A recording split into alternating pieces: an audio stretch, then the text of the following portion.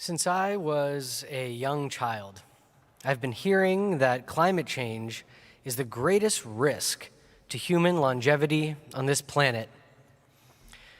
There was different language for it: fighting global warming or pollution, being an environmentalist, saving the ozone layer. But it was the same idea. Growing up, there were endless campaigns for recycling, for saving electricity, for cutting up the little rings that cans come connected in so as not to choke animals, to get rid of styrofoam. Some of these campaigns were effective, as the hole in the ozone we heard so much about for so long actually finally closed last year. But climate change still looms. I think that most people are a bit burned out on the patchwork system of actions that don't always feel like they're helping. Some may have even felt like giving up entirely. This is in part because the causes of climate change aren't merely tangible. They're rooted in human psychology and the story we tell about ourselves in relation to the world that we live in. What we should do to respond to climate change is, in fact, as much a spiritual question as it is a scientific one. Rosh haShanah has a handful of meanings attributed to it, but the one that is most important to me is the commemoration of the birth of humanity, of God creating the first human being.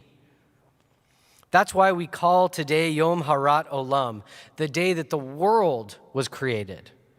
For before there was a human being to witness and participate in the world, there was no world as such. After, though, things changed.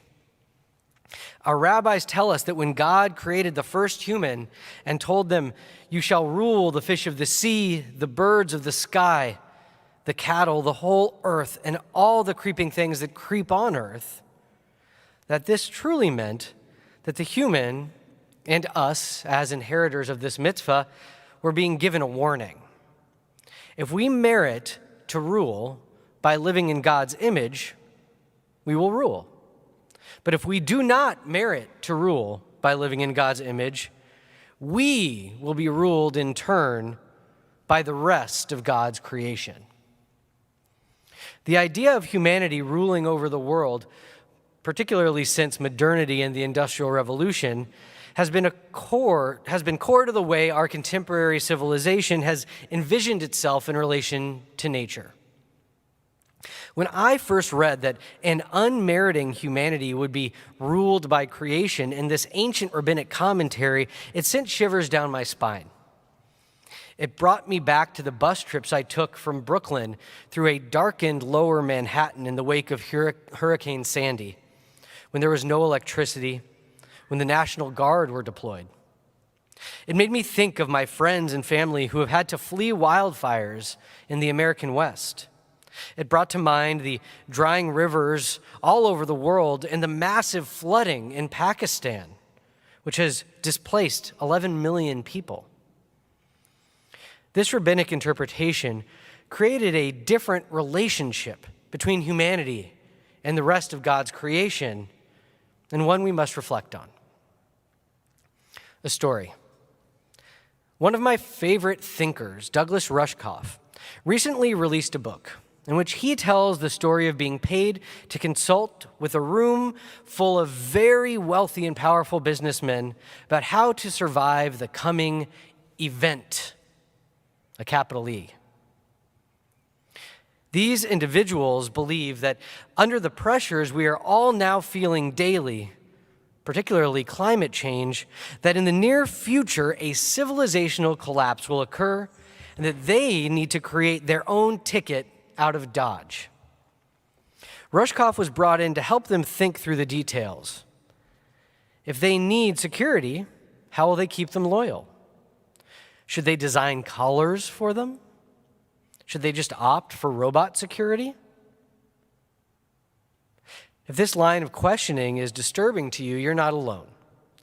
And the thinking behind it is itself the spiritual malady we must wrestle with.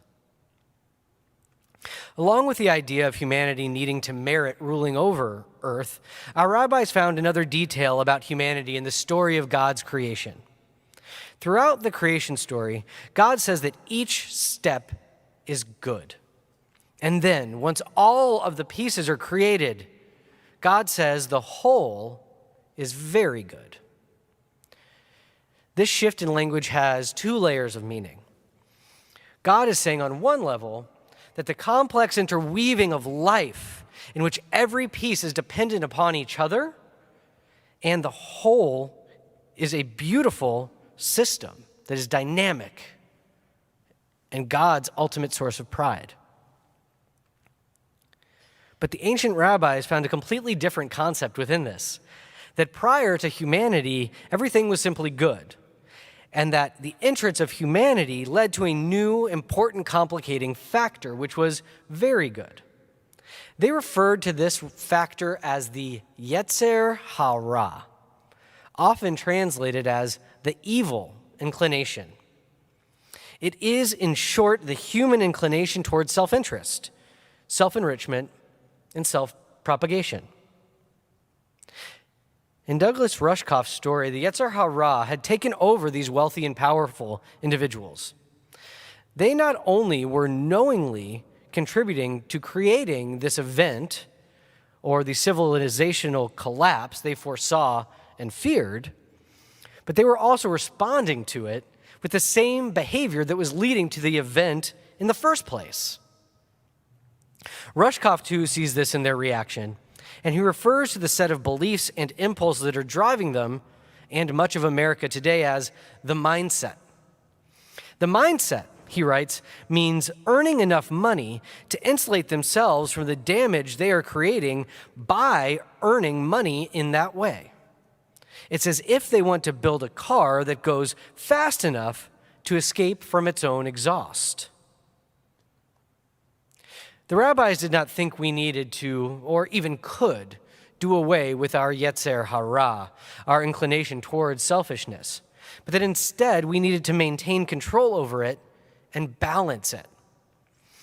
For them, the Yetzer Hara was the underlying force leading humanity to marry and to procreate, to build houses and to do business. This means that all of these things are necessary. They shouldn't be avoided, but they must be done with consideration of our actions' impacts upon the world at large. That is our responsibility. That is how we, humanity, merit ruling rather than being ruled. Not by becoming more powerful and by hoarding individual resources, but by broadening our horizons to include not only our own short-term goals and individual desires, but the long-term health of the whole of God's complex creation. The mindset, then, is a distilled version of the Yetzer Hara. It is the impulse to turn all other things in the world into objects that can be used to maintain individual enrichment and survival at the expense of everything and everyone else. It is a mode of separating humanity from the intermeshing of divine creation, and then the individual human entirely from the human collective itself. Their escape plans display this directly. For instance, rather than investing large amounts of resources into working to help humanity and the rest of our habitat adjust to the changing climate, and perhaps to slow down that change, some would prefer to invest in figuring out how to colonize Mars, using industry that worsens climate change on Earth in order to escape the planet from the effects of climate change altogether. A midrash, an ancient rabbinic story, teaches us that when God first created Adam, God took that first human and led the human around all the trees of the Garden of Eden and said, "Look at my works, how beautiful and praiseworthy they are. And all that I have created, it was for you that I created it. Pay attention that you do not corrupt and destroy my world. If you corrupt it, there's no one to repair it after you. We stand at a crossroads in our civilization. It's clear that the mindset, or the Yetzer Hara, has taken hold over the levers of power, and that without a rapid and purposeful push to change direction, we will be driven off of a cliff while those running the train attempt to escape before it crashes. But there is no escape. There is no one else that can repair it after us. It's up to us. So what then? Although there are many small symbolic steps that we can take to disengage from the mindset in our own lives, we need to consider a more systemic response, and preferably one that engages those people that are driving the train. In the initial meeting that spurred Rushkoff's book, he did give an answer as to how these escapees would be able to keep their security staff loyal after the event. He told them, don't just invest in ammo and electric fences. Invest in people and relationships. The way to make sure your head of security doesn't turn on you tomorrow is to pay for his daughter's bat mitzvah today. This pithy statement has a lot to it. It, in fact, undermines the whole question he was asked. Rather than figuring out how to simply protect themselves as if they are all that matter, or even capable of fully separating from the rest of humanity and the planet, they needed to more deeply connect with those around them and to see how they are inextricably tied to others. We are all part of the network of life, and each of us has an important role to play in the unfolding of the cosmos.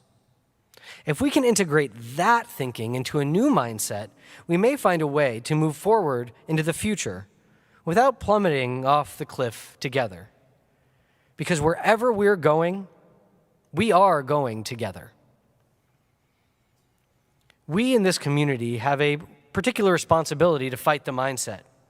We exist in a seat of power and privilege simply via location that is rare in our world. We have influence and power, and if we are able to root out the most extreme versions of the mindset within ourselves, to broaden the scope of care, to teach ourselves and each other what it means to merit ruling, we can influence others to do it as well.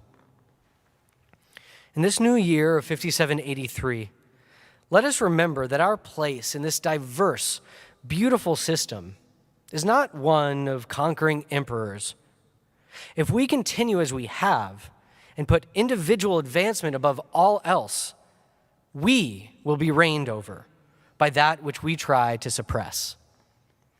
This is true of our engagement with other humans, with other cultures, as much as it is with our engagement with the non-human ecosystem around us.